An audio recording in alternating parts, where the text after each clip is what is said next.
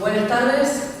En primer lugar, gracias a la invitación de Sincero para este simposio. Por ahí, para los que no me conocen, yo soy integrante del Parlamento por el Agua. El Parlamento por el Agua es un espacio de intercambio del cual participan organizaciones sociales, asambleas, también diferentes actores de distintos partidos políticos, o sea que tienen su política de defensa del agua como derecho humano y también como bien común.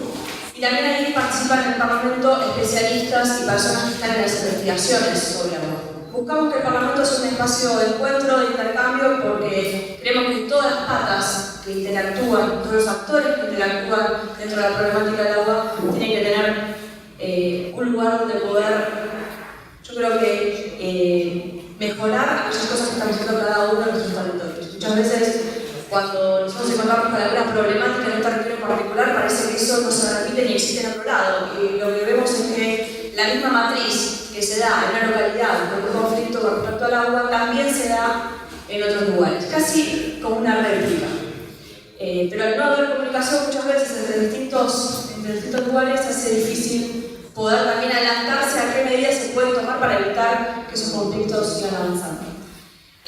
También soy integrante de la coalición cívica, fui diputada del 2007 al 2011 y un poco mi acercamiento a la problemática del agua tuvo que ver con mi gestión, mi lugar en la Cámara de Diputados, que junto a Miguel Bonazo fuimos quienes sacamos la ley de glaciares, que había sido vetada por la Presidenta de la Nación, y nosotros la volvimos a llevar al Parlamento para que efectivamente hoy esté sancionada, aunque ahora vamos a ver que hay bastantes cosas incumplidas. Y hoy estoy haciendo también una maestría en gestión del agua en la UBA, en la Facultad de Agronomía. Por lo tanto, como verán, lo mío ya se convirtió en una causa por sí misma y casi una pasión. Bueno, ¿qué es el agua? En realidad, algo que parece obvio.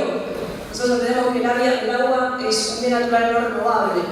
Hay un informe, digamos, ellos lo toman como, ellos dicen la Biblia, que es el Consejo Político Federal, toma y empieza a establecer también cuáles son los requisitos, digamos, cuáles son las características del agua. Y una de esas características habla también que es un bien natural no renovable, que es indispensable para la vida, y por lo tanto, sobre esta base, nosotros tenemos que tener políticas específicas para poder cuidar este bien común, pero también para ver de qué manera puede llegar a las poblaciones sin ser afectado como termina siendo en la actualidad. ¿Para qué sirve? Obviamente para asegurar a la población, para la alimentación, para la preservación de los ecosistemas y para las actividades económicas. Acá, y este concepto no es menor, comprender que el agua, la vida del agua, tiene que ver con su ciclo hidrológico, también nos hace entender esta especie de red que significa el agua, ¿no? Cuando uno ve cualquier conflicto ambiental, detrás de todo conflicto ambiental hay un conflicto con el agua. Detrás de todas las principales necesidades humanas está la presencia del agua.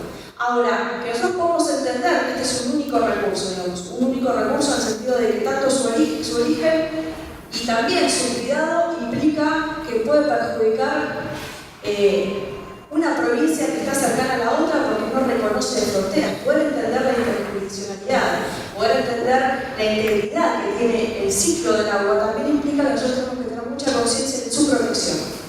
Cuando nosotros vemos el ciclo hidrológico natural, que es lo que todos sabemos, lo que hemos visto en el secundario durante toda nuestra vida, ahí estamos viendo cómo, si estamos afectadas en términos superficiales, que puede tener una afectación sobre la contaminación, si vemos que pueden ser afectados también los acuíferos, lo que podemos observar es que si bien la cantidad de agua se va a mantener constante, que el agua que realmente necesitamos, que el agua que realmente podemos consumir, que es el agua dulce, que puede ser potabilizada, puede empezar a cada día a limitarse mucho más y a reducirse mucho más por los niveles de contaminación. Por eso es tan importante tener el concepto de integridad del ciclo hidrológico.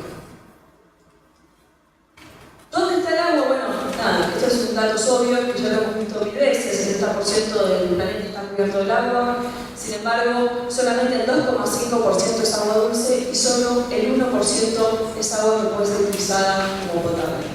¿Hay agua? Es la gran discusión. Algunos dicen sí, hay montones, otros dicen no, no hay nada. ¿De qué depende? ¿De dónde viven? Y depende también si se tiene una visión integral del agua o si obviamente se ve solamente su visión local. A cualquiera que vive en Corrientes le preguntan ¿hay agua? Y te dicen sí, hay en todos lados. Y si por ahí le preguntas a alguien que vive en las provincias, te dicen no. Ahora, si es agua que es de calidad y esa agua puede ser para consumo, y bueno, esa es otra discusión. ¿Dónde se encuentra? Tenemos que el 30% se encuentra en los acuíferos y casi un 70% se encuentra en los glaciares. Y esto nos da una alerta, que es cuáles son las fuentes de agua que debemos cuidar, principalmente. Porque si el agua dulce se encuentra justo en acuíferos y glaciares, debería haber una política de Estado para proteger estos espacios de agua, estos lugares de agua. ¿Y qué hemos visto durante estos años? Que lamentablemente, ahora vamos a ver un poquito más adelante, esto no está ocurriendo. ¿Cómo se distribuye? El 47% de la zona de agua potable del mundo está en nuestro continente y el 20% de esas aguas están en el acuífero guaraní. Esta es la distribución de recursos hídricos en el mundo. Fíjense que América del Sur tiene el 6% de la población mundial, sin embargo, el 26% de agua, de disponibilidad de agua del mundo. Es decir, tiene una gran disponibilidad de agua América Latina, y eso es sumamente interesante. Y también es un lugar donde es bastante envidiado por otros países en la búsqueda de este recurso que es tan esencial. ¿Qué sucede en nuestro país? Fíjense que el 75% de nuestro territorio es desértico o semidesértico. 2/3 partes de nuestro territorio es desértico, semidesértico o semiárido, lo que implica por eso que no necesariamente hay agua en todos lados. Acá hay una discusión que siempre uno observa cuando se dan este tipo de debates, ¿no?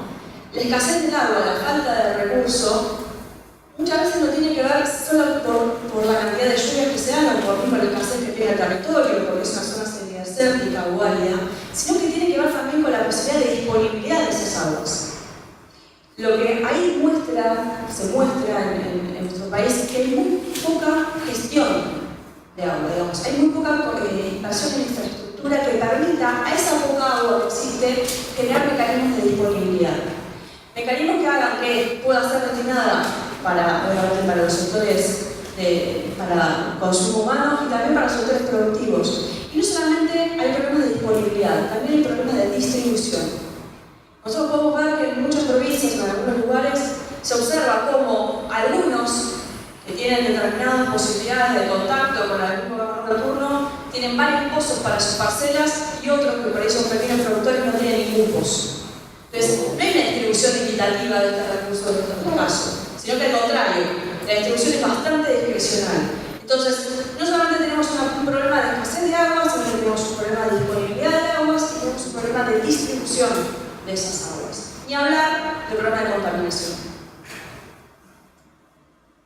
Y ahí lo que les planteaba antes, si decimos que nuestras fuentes principales son los glaciares y los acuíferos, fíjense que obviamente nuestra cordillera se encuentra en los glaciares. Sudamérica tiene 25.500 kilómetros cuadrados de superficie glaciar y el 90% está en Chile y Argentina. Solamente en Catamarca, Mendoza, Santa Cruz, Río Negro, Chubut y Tierra del Fuego tenemos cerca de 3.700 kilómetros cuadrados de glaciares. 18 veces la ciudad de Buenos Aires. O sea, es una dimensión increíble que a veces hasta no tenemos conciencia. Pero lo cierto es que estos glaciares siguen en peligro. Cuando la ley se sancionó en la Cámara de Diputados, lo que se buscaba era la protección de nosotros decíamos fuentes de agua, pero en realidad son tanques de agua. ¿Por qué? Porque allí se acumula el agua hasta que sea necesario. En épocas de sequía se acumula y en épocas que no son de sequías están guardadas. Para la época de sequía van a ser los cauces del río y en épocas que no son de sequía están guardadas porque claramente sirven al ciclo hidrológico también. Ahora, lo que es cierto es que los glaciares están en peligro. ¿Por qué? Porque si bien la ley fue sancionada, nosotros tenemos que en el caso solamente de Pascualama había 227 glaciares. Veladero y Pascualama, esto es provincia de San Juan, compartido con Chile. Si piensan que Pascualama fue suspendida, en la actualidad la explotación está suspendida por una denuncia que se presentó del lado chileno por la explotación, porque iban a explotar en zonas glaciares y ponían en riesgo a los mismos. Y esto está en este momento sin avanzar. Pero lo cierto es que durante mucho tiempo, y si no fuera por lo que pasó en Chile, hoy seguirían explotando sin ningún tipo de inconveniente. Y así lo vemos en el resto de nuestro país. ¿Qué incumplimientos se dieron? Varios incumplimientos. La ley de glaciares lo que establecía era la protección de los glaciares de la Argentina. ¿Cómo se protegía? En primer lugar, generando un inventario que dicen que iban a llevar 5 años. Después se planteó también la posibilidad de hacer un inventario más rápido, aparte de 5 años, que era para 180 días. En 180 días tenían que hacerse un relevamiento en las zonas que estaban en peligro, totalmente, o sea, las más vulnerables, como cuáles, y donde había explotación minera, donde había explotación industrial cercana a las áreas glaciares o preglaciares, donde existía la posibilidad de que estas fueran contaminadas. Lo cierto es que una cosa ni la otra. También lo que se determinaba es que en zonas glaciares y periglaciares esto tiene que ser prohibido, este tipo de explotaciones. La verdad es que durante estos años, ya pasaron varios años, sin embargo, el relevamiento no se terminó de hacer, el reglamento de los 180 días nunca se hizo. Y solamente algunas provincias, 6 provincias como Chubut, Santa Cruz, Tierra del Fuego, Catamarca, Mendoza y Río Negro, se han relevado.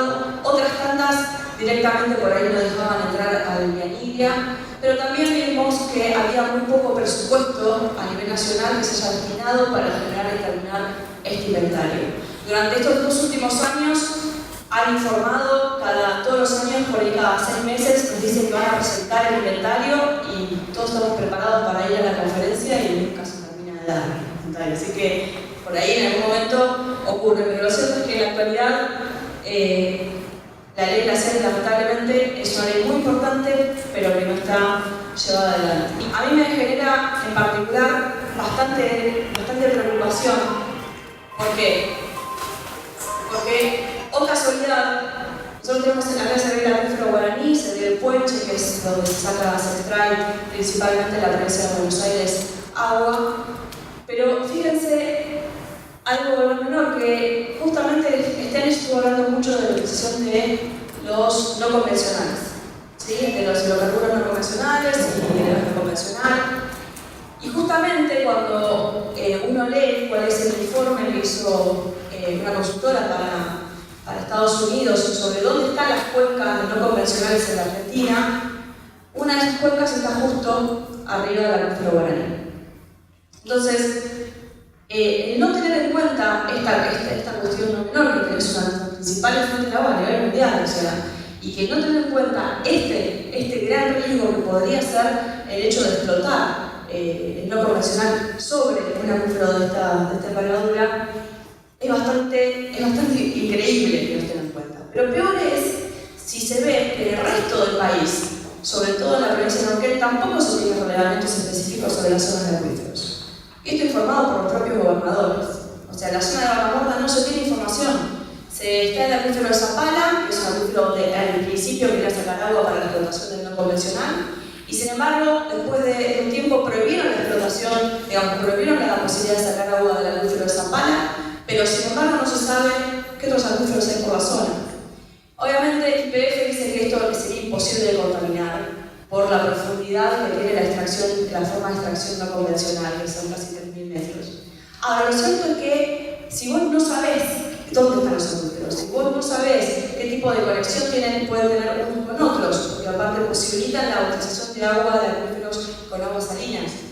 Si no tenemos conocimiento de que eso puede estar conectado a un acuífero dulce, por ahí mi extracción de aguas salinas puede terminar contaminando un acuífero que está conectado. Digamos, el conocimiento nos permite proteger. Y la verdad que lo que yo observo es que creo que nada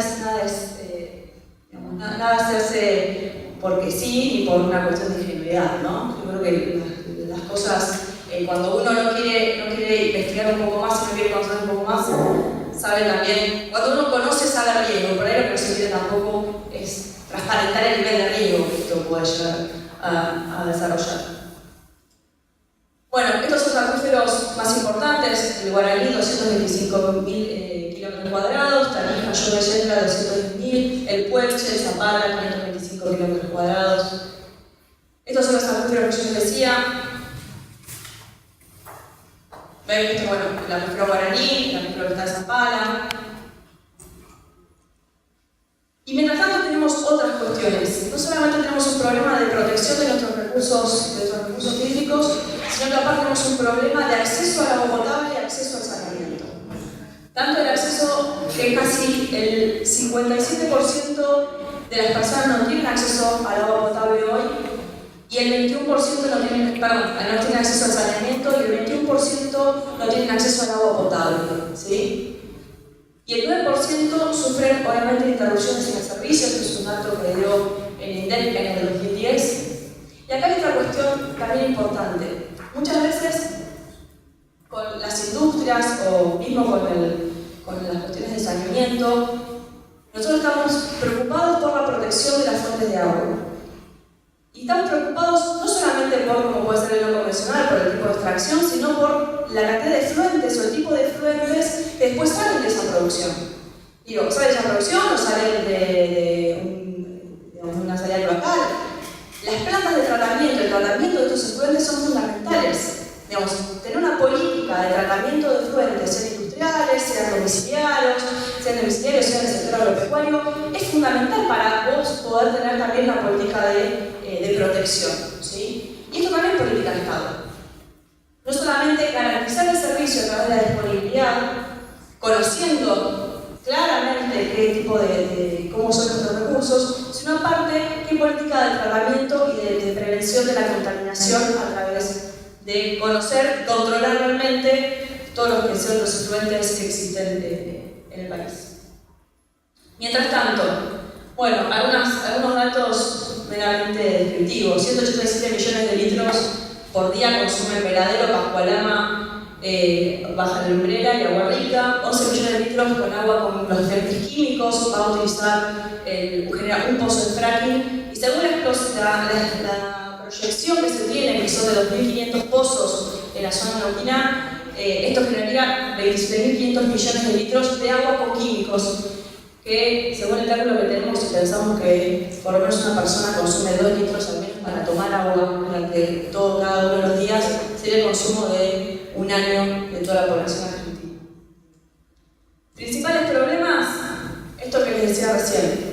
El principal problema tiene que ver con la calidad y el acceso, ¿sí? La escasez de agua potable, la contaminación, la distribución y la mercantilización.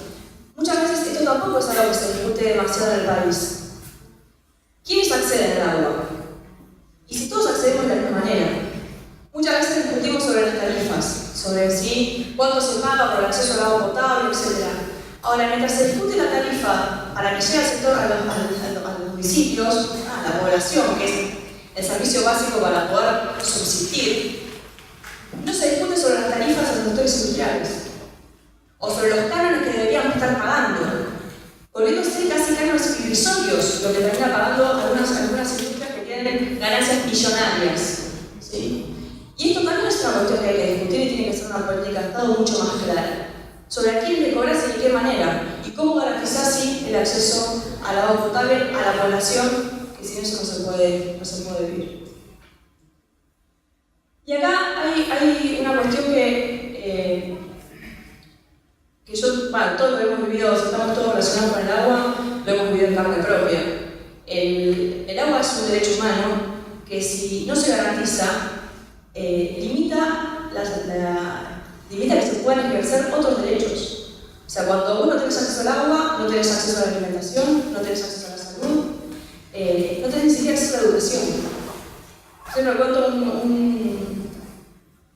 algo que me pasó a mí yendo a La Rioja. Yo, la verdad, he viajado bastante por el país y recorriendo las diferentes comunidades, por diferentes cuestiones ambientales. Y una vez fuimos a La Rioja por otra cuestión y me dicen, nos tienen que acompañar en un corte en Chamical, porque no tienen agua.